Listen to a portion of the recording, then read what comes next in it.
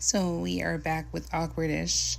For those of you who are new to Awkwardish, this is where we discuss things like mental health, substance abuse, domestic violence, all those subjects where many of us were taught to shy away from. We face them here. My name is Ruby, and I'm here with my co-host Tony. Say hi, Tony. Hello, how's it going? Um, so our topic today is going to be what? Trauma, right? Yeah, we're talking about trauma today. So I guess we'll And start with I guess we'll start with what is trauma before we even get started talking about it. So I tend to always look up what the technical definition of something is. So according to the APA, trauma is an emotional response to a terrible event like an accident, rape, a natural disaster, an attack, or something like that. But those of us who have experienced trauma know that it goes so much deeper than that. That sounds like it's something simple, but trauma can affect your day to day life. It can affect the way you eat, sleep, breathe, the way you interact with people. Yeah, it can make life anywhere from uncomfortable to unbearable. yeah, and it's like, and then there are different types of trauma, right? There's acute from a single event, chronic, which is from like domestic violence or abuse, and complex, which is varied. It can be from a factor of things, right? So Yeah. there's all these different types, and then one that's really common with people that live in lower income areas is just with like it's PTSD. That's the most common type, one of the most common types of trauma, along with domestic violence, abuse, and things like that. Like I know I myself have experienced that, just from living in some of these areas, and also from being in a domestic violence type situation when I was young. And some of these things really stick with you. You want to share a little bit about like your story with trauma? Yeah, well, like I can remember from when I was a little kid, one that like really stuck with me was that this was in Mexico, and these two guys were having a duel. I think it was like an argument over a horse or something. So they like did it old school, and they're like, sundown, wear your best, come with all your possessions on you, and basically we're gonna fight to the death over whatever argument we had. And that's exactly what happened. They showed up, and then they ended up. I remember having a gunfight in the middle of the street, and then one guy was wearing like a light color, and that's the guy that ended up dying because he got shot like 8 times, and it just stuck with me. Like, just I remember seeing that, like just the sounds, like the gunfire, the smell of uh, the gunpowder, and all that, and I can remember it like as if it was yesterday, right?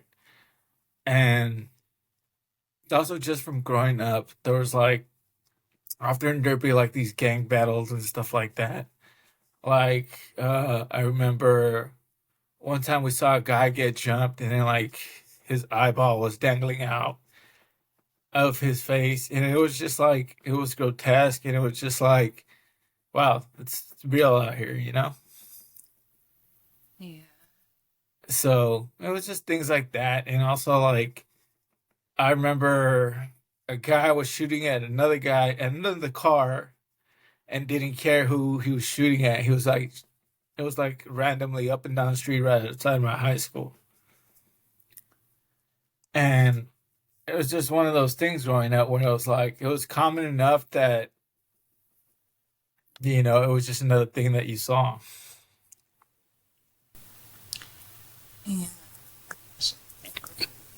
So, like you said, with it being so common, you adapt and you develop these behaviors, these coping strategies that you don't even realize aren't considered to be quote unquote normal. And you have all these expectancies and these trauma responses, and you think that it's just that's just life because it's what you grew up around. Yeah. And it can be a little jarring when you get out there and you discover that not everyone has to go through these things. Right. Because I was like, oh, you guys didn't experience that? Like, they're like, no. I was like, I thought it was normal. Like, what's going on here? I guess I can relate to that in a similar fashion because of when we moved from the Bay Area to Nevada, because it was so different out there when we moved there that it was like moving to another planet. And so many of the kids out there, the idea of someone getting shot was just like foreign to them, at least at that point in time. From what I hear now, it's the same out there now as it is out here. Um, but it was just like, and so it. I remember kind of feeling like it wasn't fair that I had to grow up knowing about these things and they didn't. Yeah. Like, why didn't I get to have a carefree childhood, you know? And it's things like that, those emotions and those traumas that often lead to people self-medicating through substance use because they want to forget what they see and what they go through. Yes. Very much I so. think I've, oh, absolutely. So I think I've talked a lot. People are probably tired of me talking about my trauma on this podcast. I mean, I've talked about, being bullied and going through domestic violence. I don't think I've talked specifically about sexual assault on this podcast, and that's a little too heavy to be dropping into an already heavy topic. Um, but I mean, I've discovered through talking to my therapist and psychiatrist. I mean, apparently I have more traumatic stress disorders than I realized. I apparently have PTSD, CPTSD, some type of grief disorder, which is also a traumatic disorder. Um, it's like there. I was looking through my medical record, and I'm like, these are things that I hadn't even heard of. This is a real disorder, you know. Yeah. So yeah, it can be a little daunting and a little discouraging when you see you've been diagnosed with so many things because of things that have happened to you. Right. And I think it's good to know, though, that you do have these things so then that you can work on them, because it's like so often enough we go on life without really, we know something's there, but, don't really want to approach the topic because then it's going to bring uncomfortable feelings. It's going to bring uncomfortable memories. It's going to stir things up, as it were. Yeah, one of the phrases that I've heard so many times in my life is, why don't you let sleeping dogs lie? Meaning, why don't you leave the past buried? Why don't you just move forward? Why do you have to dig that up? But what a lot of people don't realize is that a lot of the time you have to dig that up. You have to perform that autopsy of a sorts. Right. Figure out, what happened in the past and heal that in order to move forward and Yeah. and get and be able to go forward in your life because you can't just ignore Right. the past. So, So, oh, go ahead. no, you go But ahead. I think you wanted to talk about a dog. Well, it was, well, let me give you the background first. It was one of the worst experiences of my life. It was like right around Christmas Day of 2005. We had gone to Mexico on a vacation. We had spent like 3 days getting to Mexico, and the day we got there, shit went down. Like, some guy tried to kill my dad, and like my dad acted in self defense, and you know, what ended up happening is like we reported it, but no cops wanted to come and get the gun from the guy who my dad disarmed. Then the next day, when we're out shopping for all the things for, the feast that we are gonna have on Christmas Day, uh, the guy's there waiting for him and starts unloading his pistol at my dad. So my dad returns, kills the guy, and then goes on the run, gets caught, and then we're like going through army checkpoints, and they have the whole area sealed off, and somehow we make it to Guadalajara, and then we're there waiting as my dad like is being locked up, and we see this dog, right? Like we're just like miserable, but we see this dog, he's old grizzled dog with like a very large testicle sack that has calluses on it, and he's just seen some things, and it was just like that moment of, oh my god, this is hilarious, right? Like, and it was just like it kind of like cut the tension, and we're able to laugh a little bit, and it's like it's kind of what happens with like trauma, right? Like you gotta find something within the darkness that actually helps you get through it, because and his name was Balls the dog, by the way. Did you guys name him that, or was that Yeah. his actual name? No, that's what we named him. Oh, okay, I'm like, please tell me you didn't find his owner, and the owner was like, "Yeah, that's my dog, Balls." Like,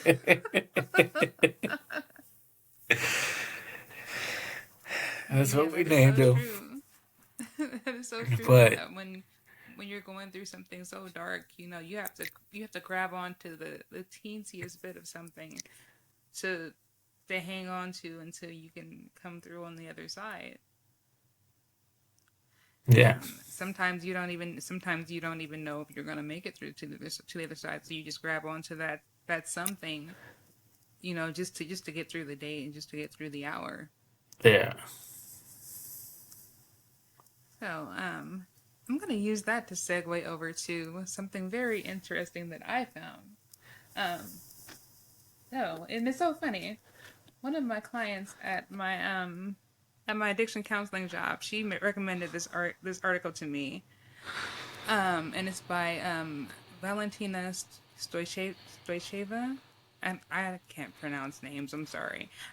But it's about how the characters from Winnie the Pooh they represent different aspects of trauma or trauma responses.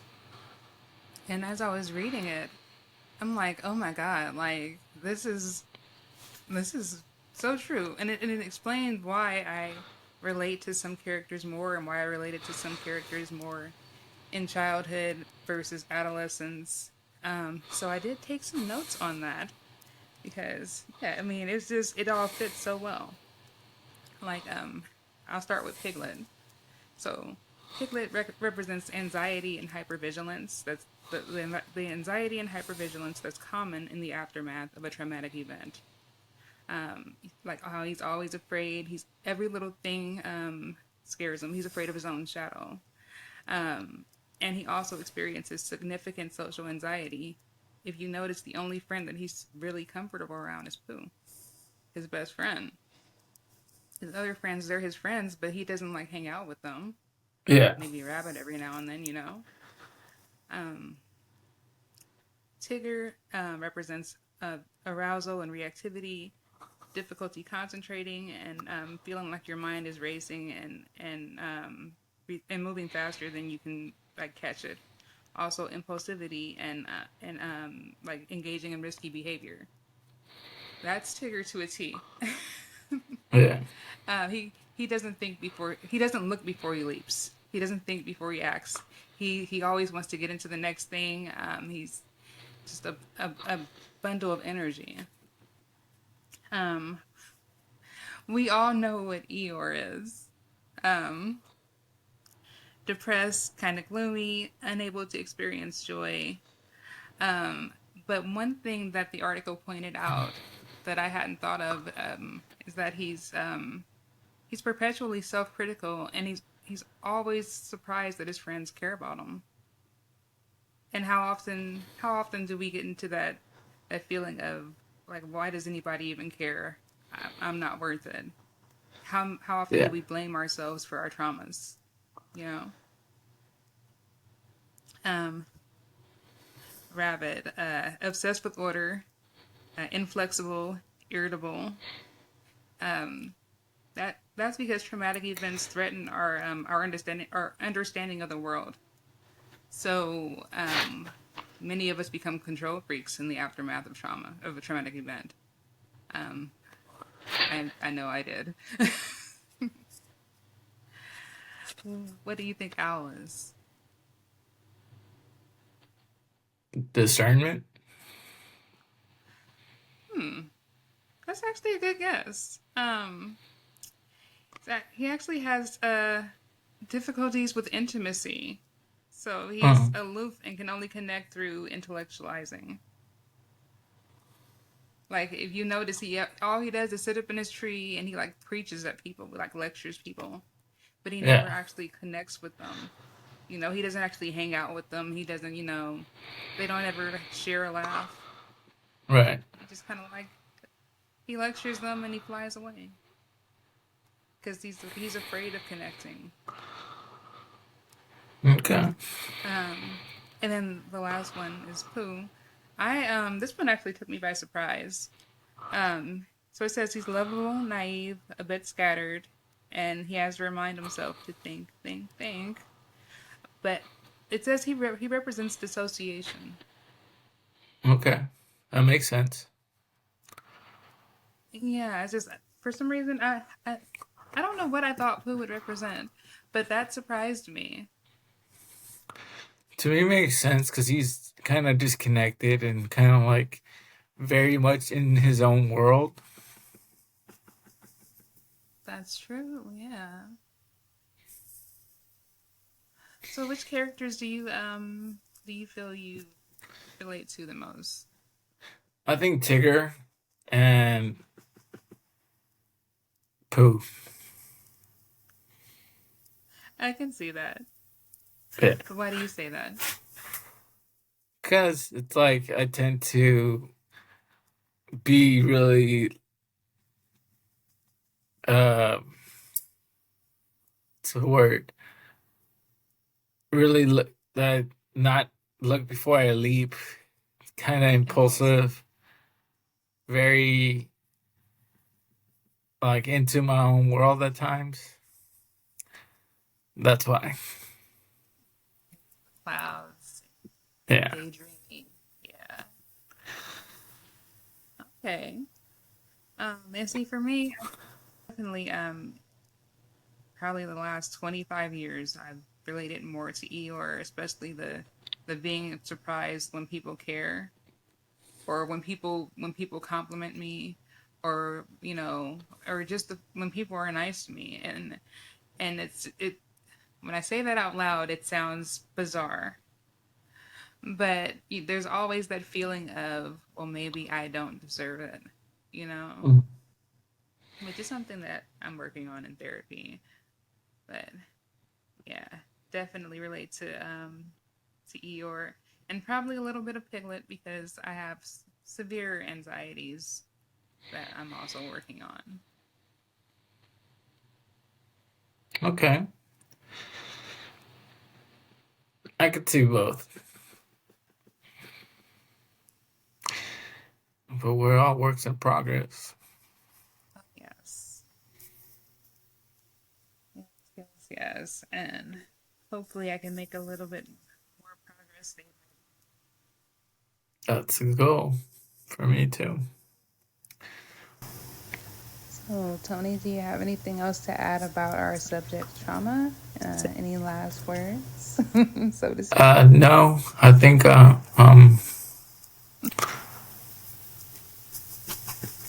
All talked uh, out. I'm all talked out. All right. Well, to everyone listening, if you could please follow us on Instagram at Awkwardish Podcast. We're also now on Threads, which I guess is Instagram's answer to Twitter. under the same handle. Um, Also, please remember to like, subscribe, and rate the podcast. That will help move us up the ranks and be shown to more people. And stay tuned for the next episode. Yay. Yay!